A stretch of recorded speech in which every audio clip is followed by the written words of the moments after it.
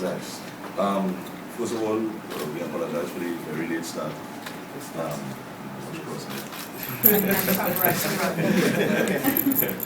And thank you for being with us and doing this one. Of course, we know as of last night, Facebook has been a cause on all the social sites. Everybody wants to know what's going on, this what's going on. You think it's a slander campaign going to happen here. This occasion, as I see it, is not a sad moment in my mind. I think this is a somewhat happy moment, a productive moment as far as I'm concerned, and this is a situation where the Asylum ban, now regarded as the Asylum Vikings, basically going to take all that we learned over the past 14 to 15 years and put it to the test of rebuilding, going strong the way forward. There's a lot that we learned, a lot we saw, and we are ready now to put it to the test. And of course, this will be done in front of the whole wide world to see, because that in our situation, things like these never really stay behind closed doors. With that being said, I think everyone by now is notified that the management of Asylum has also changed. I have chosen to part ways with previous management. There are some things that I would have liked to see done, as well as Fair Alliance, as well as members of the band. We have many, for the past 5 years or so, or maybe even 6 years or so. And I will take a lot of the blame and responsibility as well for, things that could have been run better, or done better, or handled better, or more transparent. But because of an environment that was created where, put it frankly, I was cool with this or cool with that. It may not have been very productive for the band. As such, by creating such an environment, we want to also have to wise up and realize, okay, enough is enough. This cannot work this way anymore, especially for an entity or an organization that intends to grow and has the potential to grow, even if it tries suppressing it. So therefore, I have made the decision. And I didn't make it on behalf of the band. I made a decision which I then informed the band, and they, of course, into, as I was, could have made their own choices. They could have decided to stay, they could have decided to go, they could have decided to do what they want. They are here with us now, ready to move forward. We are basically going to start everything as Faye and I were speaking a few days ago. Some of the issues that arose that should have been handled better. Transparency, proper accounting, contractual agreements, the way we handle them, the way we do things, the way we see them, the way we approve them, the way we agree to them, stuff like that. We had a lot of back and forth over the past 5 years or so in trying to get that run the proper way it's supposed to be done as an entity that existed here for 14 to 15 years. I'll cap it off as 15 years. It never really worked how it's supposed to work. So therefore, we have decided to move forward. And what we have encountered so far, upon our first, I don't want to say thing, I want to use the word gig, I don't want to be that about gigs. But our first job, upon our first venture, upon the change of environment and change of management, has been extremely successful. It has been extremely smooth. It was very comfortable, the environment for members to work in and with, and we intend to keep it that way. As I said, this is not a moment of tears or crying and things happen. Empires rise, empires fall, empires crumble, empires stop, empires rebuild. And nothing, the only constant thing in this world, as far as I'm concerned, is change. We have to know how to accept change, adapt to change, and maneuver through it. So we have accepted, we have adapted, now we are in the stage of moving. I'll pass the microphone to Fair to speak a little bit before I speak some. Well, as I said, everybody knows that management has changed, and we have a new body that's going to be running the operations of the band with respects to contracts they've done and the negotiations process, having things done and turned over in a timely manner, which was not done under the previous management. There are a lot of things that were left to be desired, and as such we got a lot of feedback from a lot of different promoters and people that we dealt with. And the general consensus was, for a band of our nature and our stature and our size, we should have put things in perspective with respect to how we respond to people, how efficiently we are with dealing with contracts and time management and all these things. And one of the things I wanted people to understand is we were at the mercy of management, because we're the artists. We're not there in the meetings when the negotiations and the mergers and whatnot is being done. We basically have somebody that's representing us, and they go out and make the decisions, and they're supposed to come back and report to you and say, well, this is what was said and this is what was done. And that was not happening. What we had was a sort of dictatorship sort of arrangement where management did as they saw fit, and anybody that basically inquired as to why, what, how, or when was seen as challenging authority, namely me. Now, I know to most people, I'm no stranger to the media. I've been in the media from the time of my entry into this industry to present. A lot of it is not with stuff that I would say was all welcome, but at the end of the day, once you live in the public life, it's a part of the territory. From your personal life being put to scrutiny, and having people who have absolutely no idea who you are, no information as to the situation, and comment as if they were first-hand witnesses.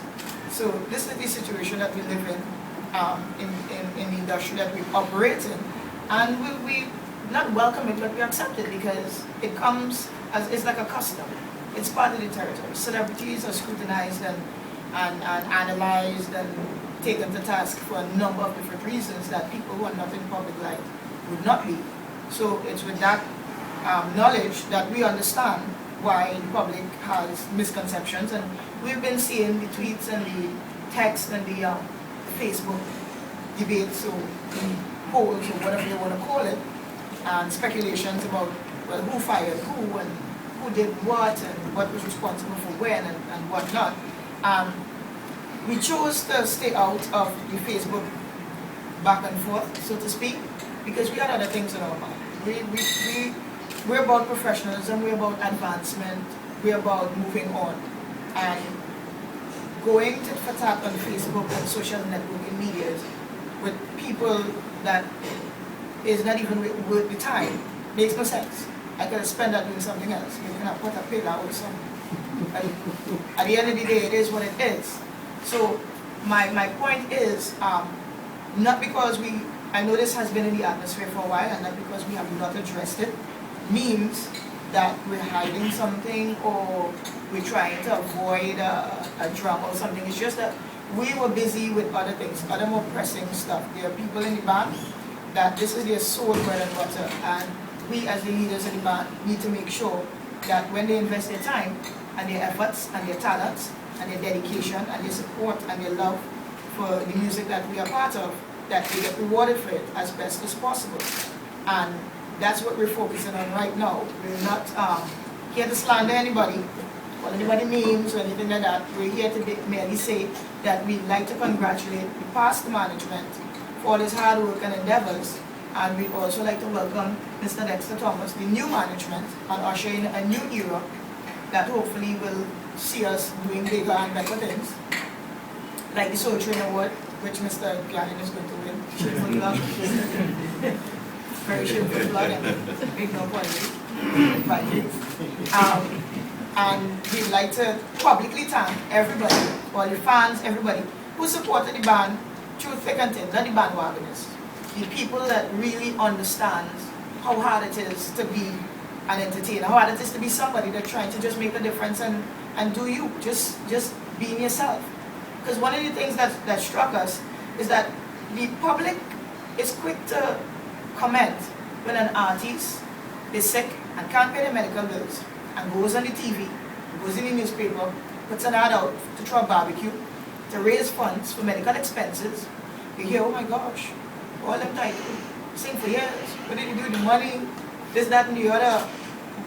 But on the flip side of that, when artists are saying, listen, management is not working, I don't think this is good for me business-wise, you're hearing, oh my gosh, what is wrong with them?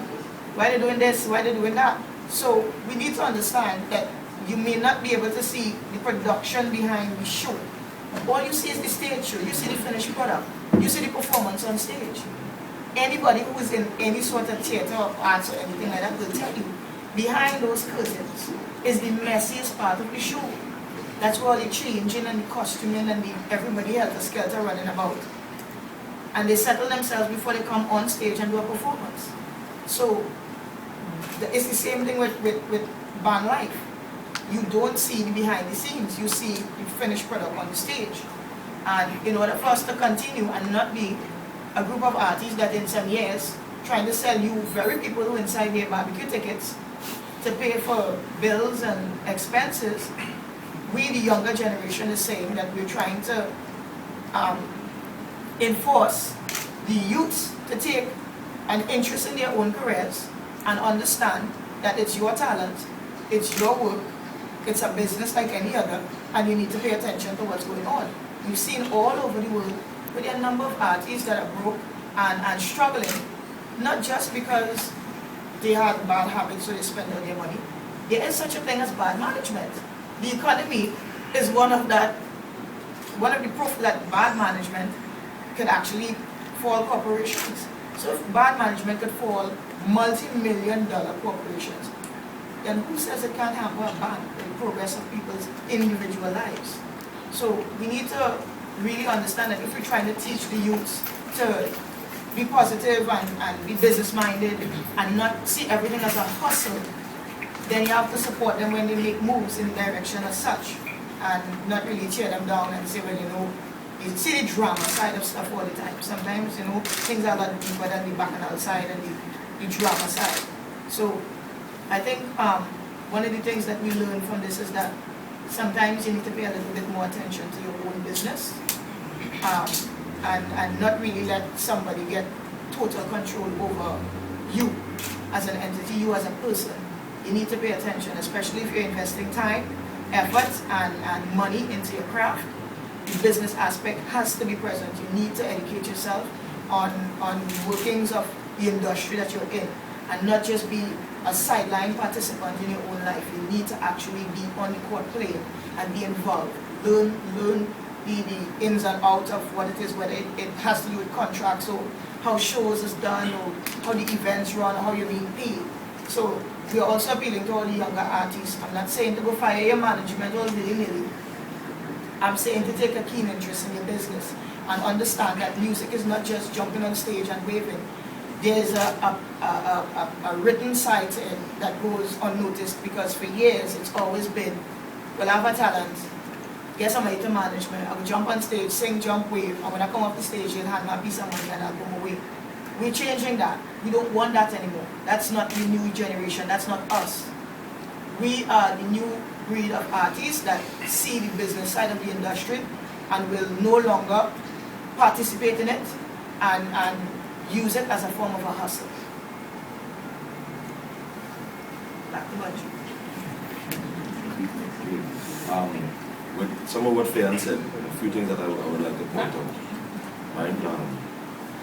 And one of the things is that, you know, I mean, naturally, in any happening like this, there are going to be people, they're going to have their own opinions, you have the naysayers, those who agree, those who are waiting to see you stumble and fall, they think you can't do it, you can't do this, those who think you have it. That is really left up to for God to decide and for us to follow suit.